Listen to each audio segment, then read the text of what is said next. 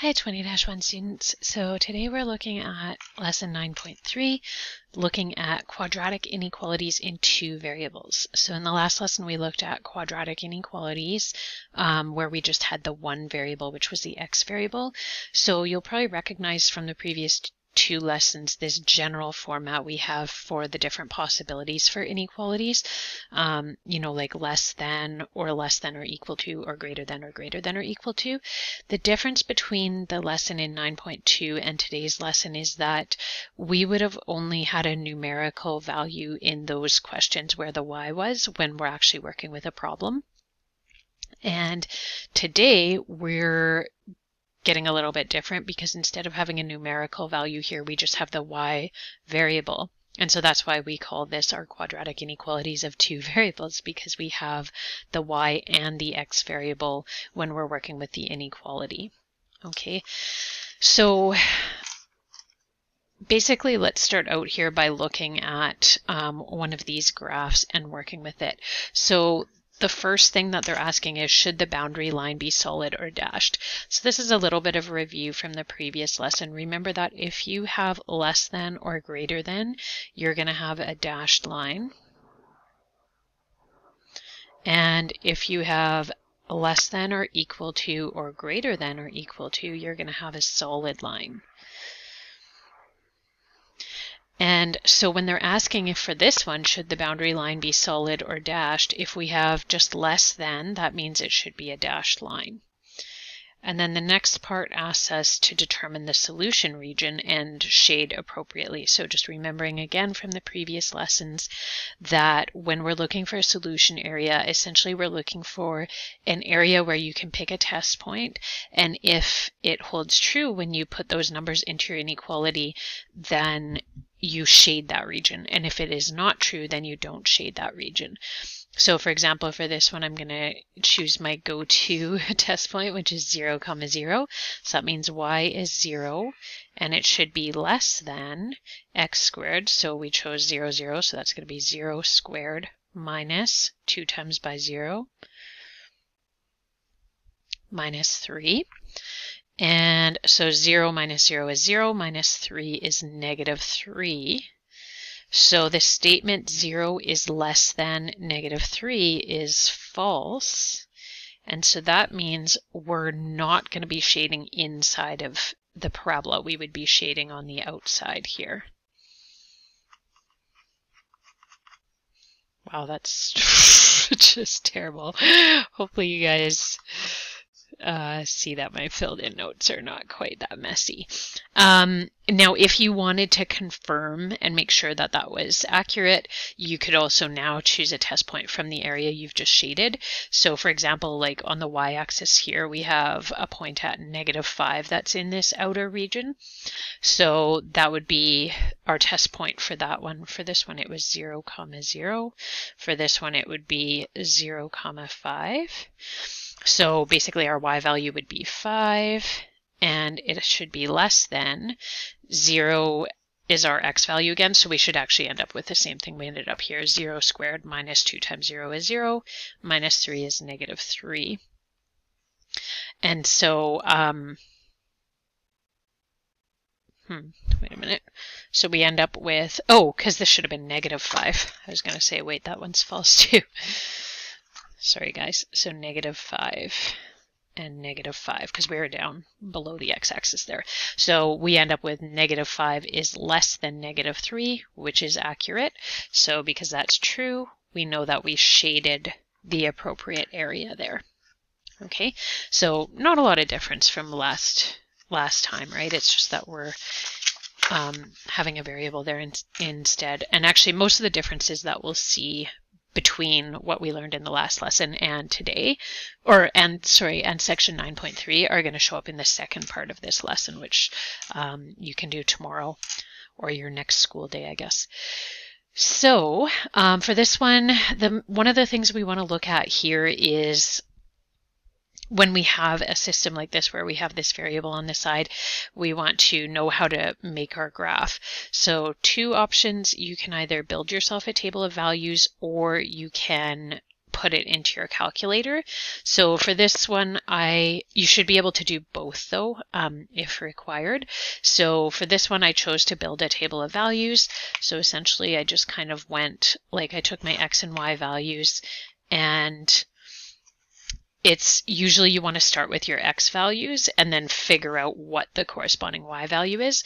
So for me, like I started out with just a few, because usually if you start out with a few test points, then you can start to see what kind of a shape is forming from that. And then you can decide whether you need to go higher in your numbers or if you need to go backwards and try some of the negative numbers. So if we start with when X is 1, 1 minus 4 is -3. If we square that, we would get 9, and 9 minus 2 is 7. So when X is 1, Y is 7. The other thing to kind of pay attention to here is that we don't have a negative A value. So basically that means we have a positive A value. And remember that that means that our graph is going to be opening upwards. So when we're looking at our pattern of how the numbers go, we just kind of want to keep that in mind and see if we think like if we're on this side and we're going like up, or if we're on this side and we're going down. We just kind of want to think about that as we see this pattern start to emerge. So the next one would be Y is greater than when X is 2. So 2 minus 4 is -2. If we square that, we get 4, and then subtract off 2 gives us 2. 3 minus 4 is -1, squared is 1, minus 2 is -1. So we can see we're going 7, so we're going from higher Y values and we're going lower as we go up on the X-axis. So we can pretty much assume that we're working on this side here where our X values are increasing and our Y values are decreasing. So that means we want to keep going in this direction with our X numbers so that we can, get to the vertex and then come back up the other side. So for X being equal to 4, 4 minus 4 is 0, squared is 0, minus 2 is -2. When X is 5, 5 minus 4 is 5 minus 4 is 1, squared is 1, 1 minus 2 is -1. And now we can see that we have that pattern of the vertex, right, where our Y numbers are now starting to repeat and we got to our lowest point, our minimum. So what we want to do, just so we can draw the graph like reasonably well, is make sure that we have a few more points on the other side of our vertex. So let's do 6 and 7 because we had, let's see, 2 more there. So we want 2 more here.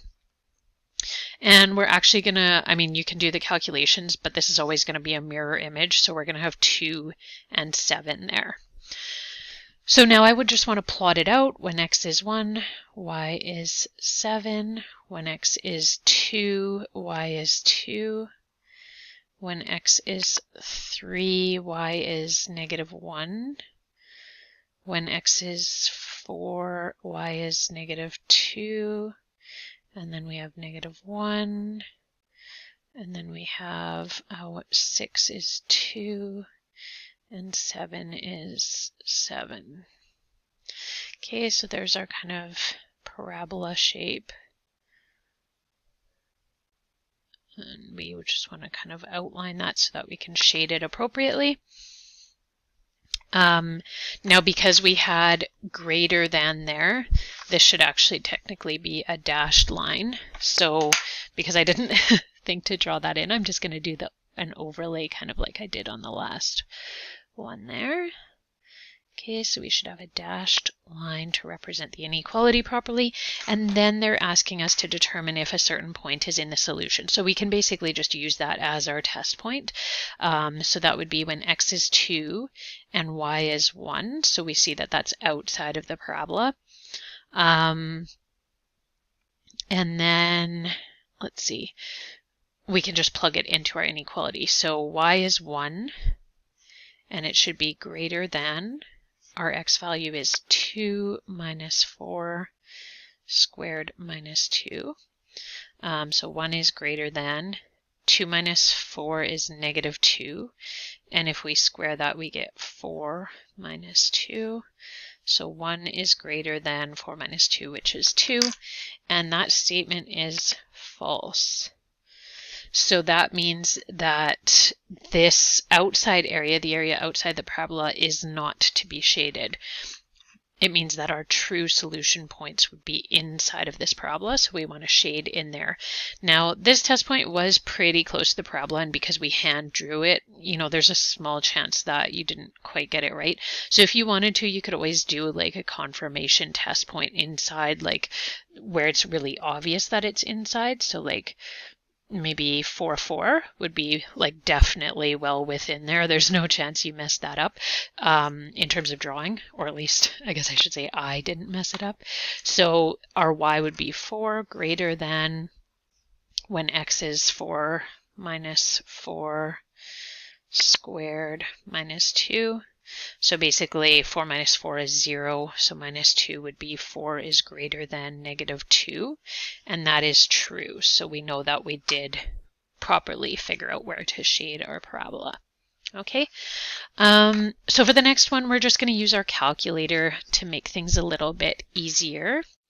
So you're just going to go into your y equals, you're going to enter in your equation, so the negative x squared plus 2x plus 4, and then we're going to go to our graph. I just preset the windows really quickly so that we would be able to see it really well, but just make sure that you're comfortable setting up your own windows there.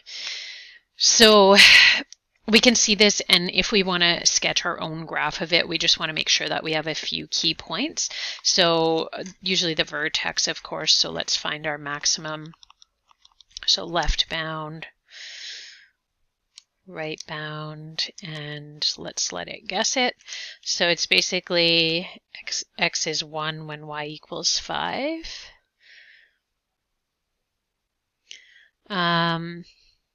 We could always use our y-intercept there too. So let's see here.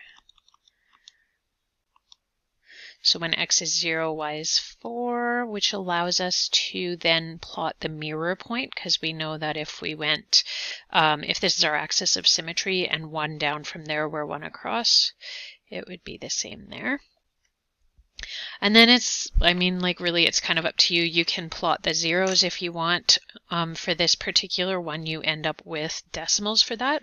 So the alternative option you can do here is to do second function trace, and you can just enter values of x that you would want to work with. So for example, we've done like when x is 1, we've done x is 2. You could always do if x is 3, what do we have?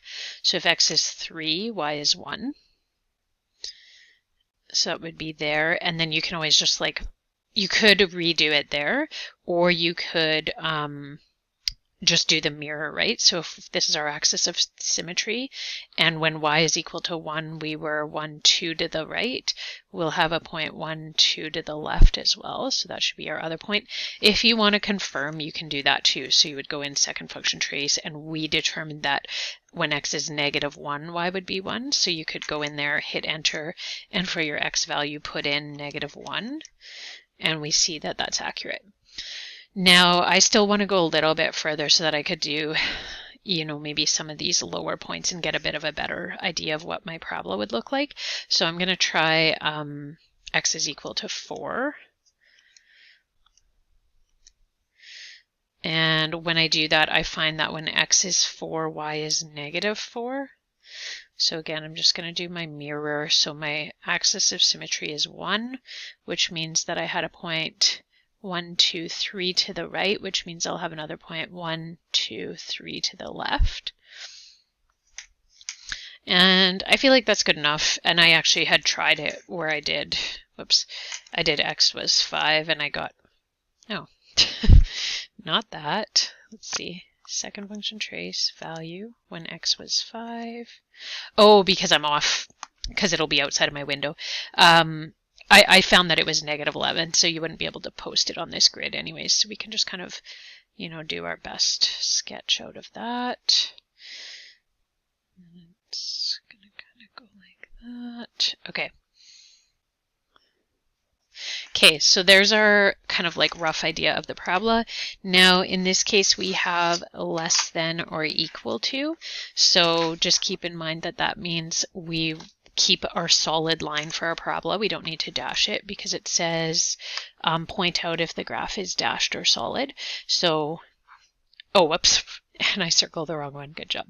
Okay, so it's solid, which we're representing with our drawing. And then it says use test points to determine where the graph should be shaded. So again, I'm going to go with my nice easy 0, 0. It's very clearly within the boundaries of the parabola. So if I put in 0 for y, it's less than or equal to negative 0 squared, which is 0, plus 2 times by 0, which is 0, plus 4. So I end up with the statement 0 is less than or equal to 0 plus 4, which is 4. And this is a true statement. 0 is less than 4, so it's true. So that tells us that for this graph, we should be shading inside of the parabola. Okay. A little bit messy. Hopefully you guys check out the filled in notes that have less messiness to them. All right, so pause the video for a few minutes, give one of these a try yourself, make sure that you can figure it out. Maybe try both methods. So try making a table of values for yourself and see if you can kind of figure out ahead of time like where the pattern is going. And then you can always try graphing it as well just to confirm that you got the right graph when you did your test points. Okay. So we'll move on here. So in this one, we're working backwards. We're given the graph and we want to determine the equation. So when you want to write your own equation, remember it's easiest to start by working with vertex form. So we just want to identify the point of the vertex there, which is right there. And that would be at x being 1 and y being 3. So 1, 3, and remember your x value for your vertex is your h, and your y value is going to be your k value. So basically we would start by filling this in. Y equals a x minus h, which is 1, square that, plus our k value, which was 3. Once we have that, remember that we need to solve for a, and we can do that by taking a point from the graph and substituting in those x and y values, and then our only variable will be a, so we can solve for that. Oftentimes your y-intercept or x-intercepts are a nice easy way to do this one, like a nice point to fill in for this. We don't have x-intercept, so let's use this y-intercept, which is at y being 5 and x being 0, of course. So y is 5 equals a, and then x is 0 minus 1 squared plus 3. 0 minus 1 is negative 1. If we square that, we just get positive 1. So 1a is just a, and then plus 3. And then we want to isolate our a, so we're just going to subtract 3 off of both of those sides, and we end up with 2 is equal to a. So now we can rewrite our equation here using that proper a value. So it's going to be y is equal to a, which is 2, and then x minus 1 squared plus 3. So there's our equation, but we still want to, it says determine the inequality sign by using a test point, so we still want to write this as an inequality. The first thing we can kind of pay attention to is that on the graph we see that we have a dashed line, so we know our inequality is either going to be less than or greater than, so basically the ones that don't have the equal signs on them. Then we want to figure out which one of those it is. So it's shaded above the line, so basically we know then that y is going to be greater than, but we can always do a test point really quickly just to make sure. So I'm just going to shade it above. Y would be greater than 2x minus 1 squared plus 3. So we're assuming that's going to be our inequality, but let's do a test point really quickly to make sure. I like to choose the test point from the shaded area because that way I know that it's true. So for example, we could choose maybe right here, which is where y is 5 and x is 1. So 1, 5.